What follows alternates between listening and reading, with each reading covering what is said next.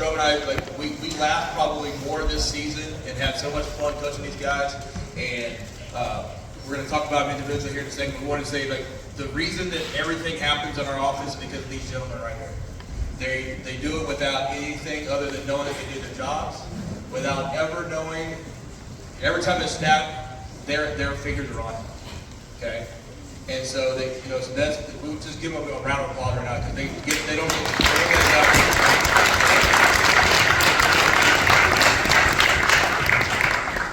So we have a few underclassmen we're going to talk about. We have more underclassmen in this group actually than we do seniors. So we're going to start off with them first. All right, I'm going to start off with Anthony Hudson.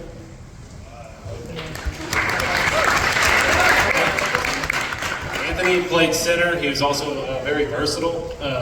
Anytime someone went down on the field, and I just call Hudson, where are you at? He'd be bolting on the field, whether it be a tackle went down, Pablo's helmet coming off one time, things like that. But he was extremely selfless. As you can see, we have a bunch of beef up here. It's a very crowded offensive line room.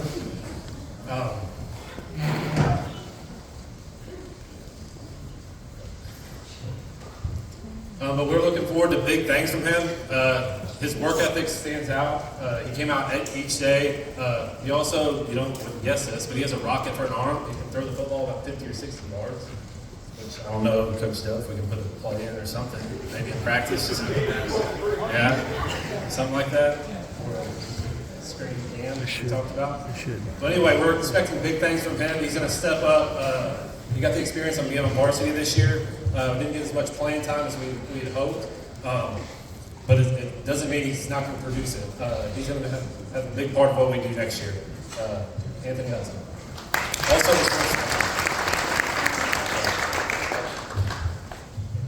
all right, next we'll start with Cam Morrison. Okay, so he's our junior strong tackle. And the thing about this offense, Coach Doug talked about a little bit, hit on it. The strong tackle is your dude, your bad dude, right? Okay, he's the guy that you can put and block over on anybody. Block down, he sets the edge on 8-hole reverse, 3-2-8, 436G. Also, shockingly, he moves pretty well. So when we run 349 or something out the back, he'd be down, chasing down secondary dudes. You get on linebackers, put a hurting on Piper linebacker, I believe it was, game one. Right. Also, he had a new technique called the surfboard. We had to kind of pull the reins back on that a little bit. I told him to kind of cut him loose until got flagged, something like that. Started getting too close, had to pull it back a little bit. That was a new technique he had. But I'm extremely excited he's coming back. I'd take him against any defensive end in our district, and he proved that this year. Cam Morrison.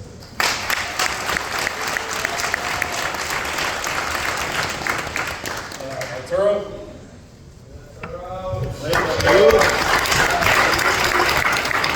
So Arturo started the year on JV. That had nothing. We knew he was going to end up helping us immensely. We just wanted to get him as many reps and playing time as possible. Came up big game, College Station. We had to bring him up. And we talked about it. I was like, do we think he's ready? And yeah, throw him in the fire and let's see what happens. And he did well. We put in bunch of false keys that game. We were pulling the guards opposite ways. He didn't bust one time. Okay, he held his own against some of the bigger defensive linemen we played all year. And he has a motor like no other. And he's just going to continue to grow. He can play center. He started at center. He learned both guards. I'm pretty sure he knows tackle. He knows every position. So we're looking forward to him next year.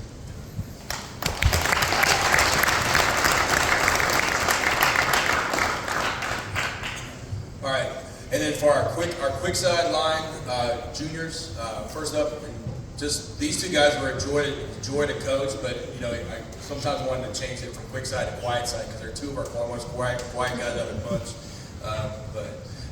But they definitely played with their pads a lot more. Okay, so the first one is Tyler Melu.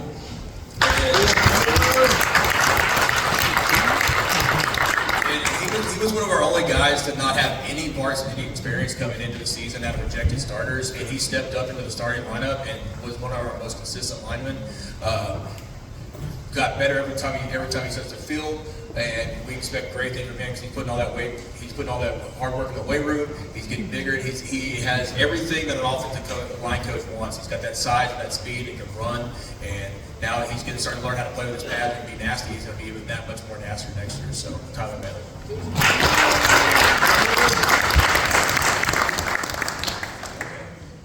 And the reason that my voice is very hoarse is because of this next gentleman, Pablo Mendoza.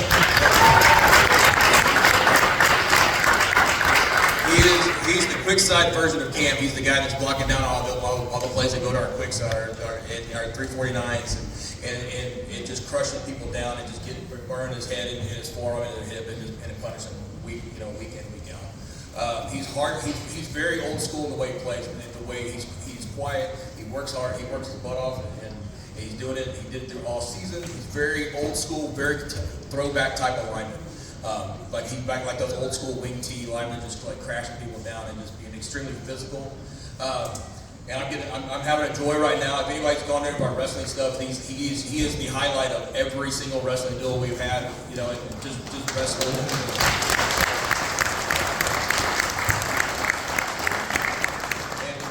Came out, he's actually number 15 in the state right now. So. God dang! Woo, Pablo!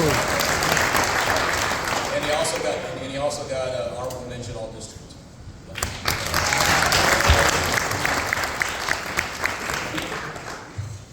Cam Morrison got first team all districts as well. I forgot.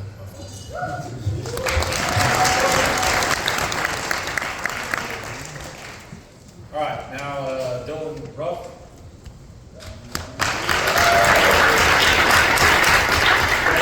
Dylan came in when we first started, and we didn't know where we were going to put him. We knew we were going to get him on the field. We actually started him with a strong end, gave him a look there. We moved him to the strong guard. We did the second scrimmage where he found a home immediately.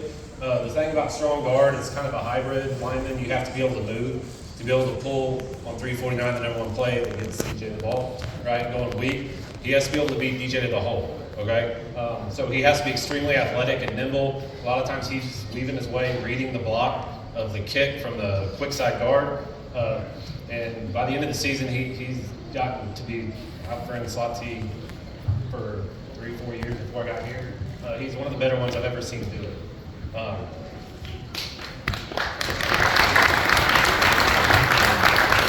thing I can say about him is everything he does is 100 miles an hour, regardless if it's the game, practice. I felt sorry for some of the poor scout team kids holding the pad sometimes. They'd be in the wrong spot or something. He'd knock them on the ground and start yelling at them. Then he'd help them back up, obviously. Good nature. But he's just very intense and just nasty. Coach was talking about old school linemen. That is Dylan Ruff, in my opinion. Couple game, one of the practices, he kind of tweaked his shoulder. I'm like, he's going, he's kind of like this, won't come out. Ruff, come on, man. Save it for the game. Had to physically pull him out to save it for the game. That's just the kind of kid he is. He doesn't want to come out ever. He wants to be in there every time, and we're really going to miss him. I truly wish there was a red shirt. Whoever mentioned that earlier. I wish there was like a COVID red shirt, something for high school. I wish he would come back, and I'm really going to miss you, Dylan. Good job.